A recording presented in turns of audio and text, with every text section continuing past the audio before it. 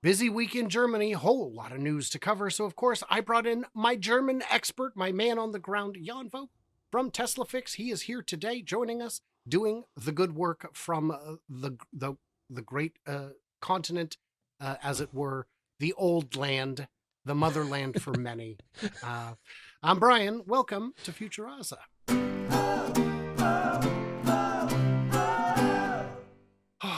Jan, it's so great to have you back, my friend. No And worries. I came all the way from Germany here actually to sit in your yeah, living room while we record separately. yeah, he Yeah. wanted to record face to face, and I was like, "No, you stay in here. I'm going to go to my office." It's very. Yeah. He just brings the curtain with him. It's Brian, bring me something to drink. what? Someone's yelling. I couldn't hear. The no, the curtain. It was a extra baggage charge. By the way, Yeah. I did want to say a special thank you to Susanna for the purchase of her Model Y using my referral ID. Guys, there are a whole bunch of ways you can support the channel. You can become a member on YouTube, a subscriber on X, a patron on Patreon. All of those are tremendously helpful and keep things going. Very, very good stuff. Appreciate it. No, take And my referral code and toss a coin which one to pick. Brian's or my referral code, because I own a EV2 now, a Tesla Model 3 Highland. God damn it. It's so awesome. yes, yes. Okay. And he's got an extra mouth to feed, and I've Yep. got several. Wait, do I have two? Okay. Oh no. So Silly joke. by the way, at the end of this show, we've got a very exciting announcement to make about an event that's coming up or two. And when I say announcement, I mean it's been announced before, but maybe you missed it. So I saw some neat headlines in the news. One is that Tesla Cybertruck could be coming to Germany in the coming months. I thought of you instantly. What's going on? Yeah. I've called it. The Cybertruck is coming to Europe, but not as you think. Just the show car comes to Europe and to Holzgerling, actually to Stuttgart, where I live near. I live near Stuttgart. For an American, I live like in Stuttgart because it's a 2-hour drive for me. For me, that's, oh my God, that's so far. I can't even imagine those distances coming from Europe. So, of course, I'm going to go there and check it out. So it's going to be on display actually there. The Tesla Cybertruck is in Europe at least. So yeah, I'm super excited to see it in person. And I will be the first one slamming on the door at the Tesla service center there, or delivery center. It's in the delivery center where I picked up my car, actually, my Tesla Model 3. Yeah, so pretty exciting stuff there. It's exciting. It's not as exciting as deliveries beginning. This is similar Yeah. to what we saw in China where they brought them over for display. It is a Yeah. tremendous, it is a halo so bright it overshadows everything around it, and it can result in more sales for other Hmm. models. It certainly raises brand awareness. Everybody will have their phones out, taking pictures, sending them to loved ones and strangers on the tick and the talk. It's going to be a big deal. I should mention for those in the Pacific Northwest, the Oregon Tesla Owners Club has an event coming up on the 18th where we get to see inside the Cybertruck. We get to do test drives in the Model 3 Fresh, and also the Cybertruck will be opened. We are permitted to climb inside. That's on the 18th. Got to join the Oregon Tesla Owners Club for access to that. It is a members only event.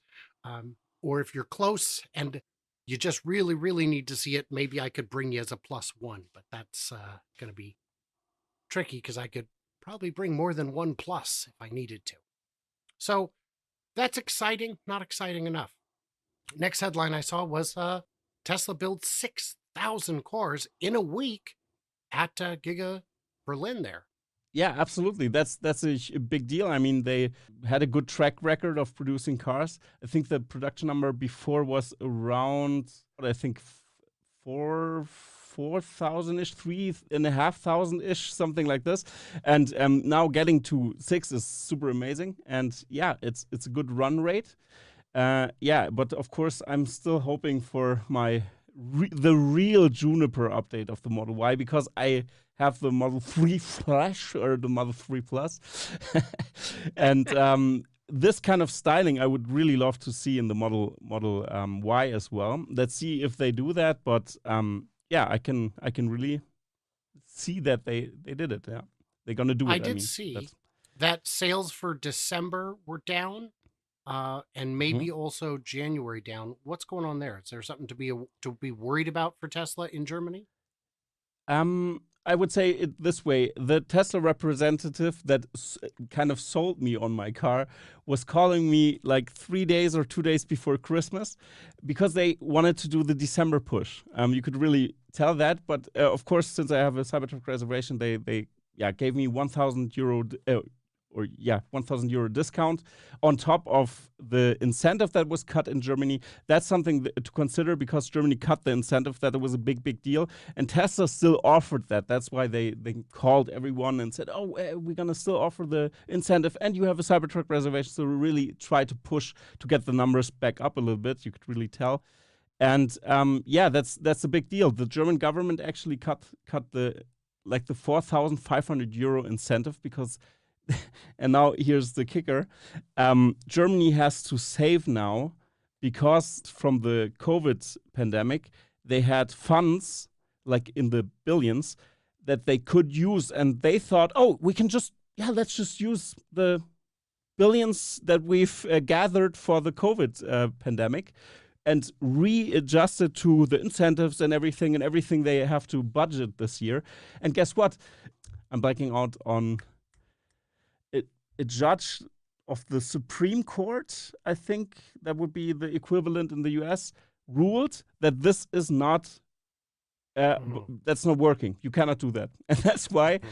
they lost 1 billion in planned incentives and everything. They already booked that in, and now that's why they're gonna save super much, and that's why Wow. the incentive is cut. And I think that's a huge factor actually to crush the sales because people actually didn't know that Tesla was still offering this incentive on top, but from their end as a discount. So that's what they did with the Model 3 sale. Long-winded answer, but yeah. So that means that the price materially changed, or at least that was the Mhm. perception. So that Yeah. would explain some of it. So we've got another one here. It's there was a problem in the Red Sea. Ships were unable to pass, and now they're able to pass again. What's going on there? What's that about?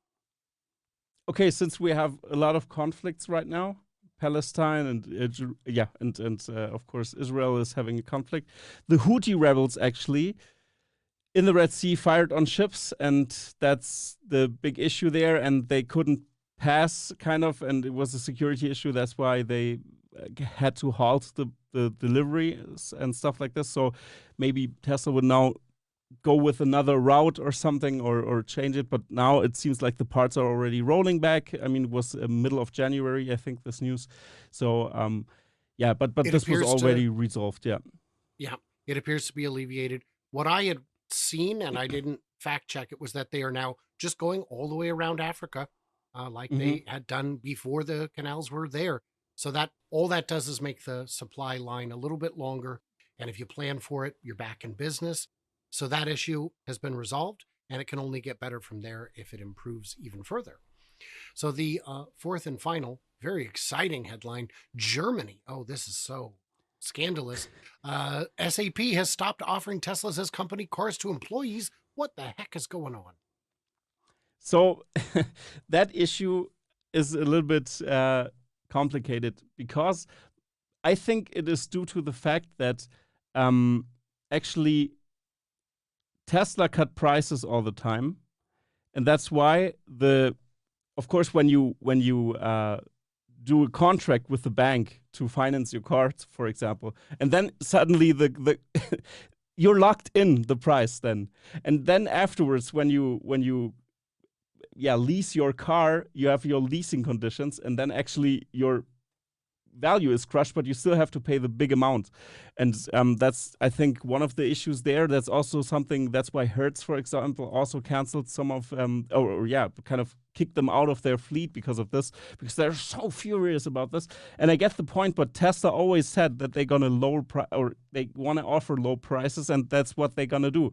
That's not a secret of Tesla making affordable cars. That's one of their main goals. I get it that the $25,000 car would be the cheaper car and they could stay in the luxury segment or in the luxury pricing with their cars. But I think that's something SAP maybe that was one of the reasons that they kicked that out. That's what I'm speculating. But well, And yeah. I will tell you, I had a gentleman comment, "How much, Brian, have you lost on your car?" And I said, "Lost? I bought a car and I have a car, so I haven't lost anything." And he goes, "You know what I mean? It's been 3 months. How much have you lost?"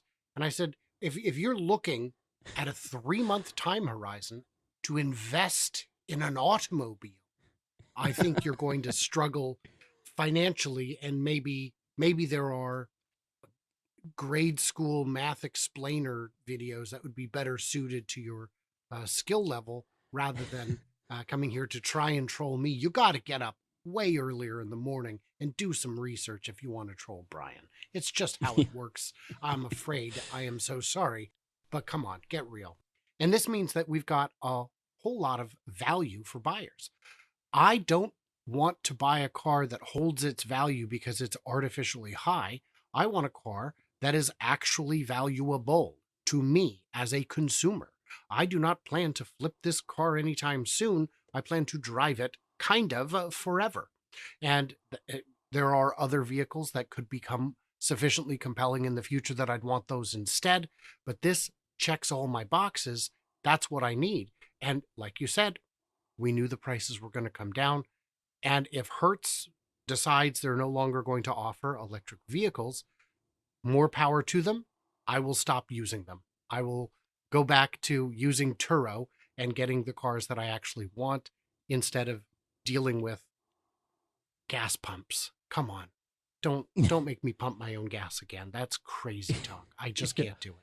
Yeah, and also one note with the leasing is interesting because now we have this this headline, and Tesla actually lowered the leasing rate to 0% financing actually for Mm. the companies and for a company car. That's and many jumped on that again. So I don't know what SAP was doing there, but hey, guys, it's 0% financing right now. So yeah, maybe that's an incentive to jump on. Of course, Tesla did that to kind of push sales in Germany because you have to note 70% of German cars or people that have cars is company owned, more or less. So that's something Yeah. to have in mind. It's not Yeah. privately owned. Yeah. If you're going to have a market that's made up primarily of company cars, you do have to cater to it. And I don't know, SAP seems to be counting the wrong beans, as it were. So, interesting stuff. We'll see how it goes. Any other Yeah. big news from Germany I need to be made aware of? So far, I In the think comments, you we're guys can good. tell me. You guys can tell me in the comments. Surely, by the time this airs, something new will have come out that we will have missed or Hmm. misunderstood. Leave it in them comments below. Do me a favor, head over and check out Tesla Fix. He does some pretty good work from time to time, I'm told. And yeah, everybody else, like, subscribe, do the usual things. Stay tuned, stay juicy, and I cannot wait to hear from you clever robots on the next one.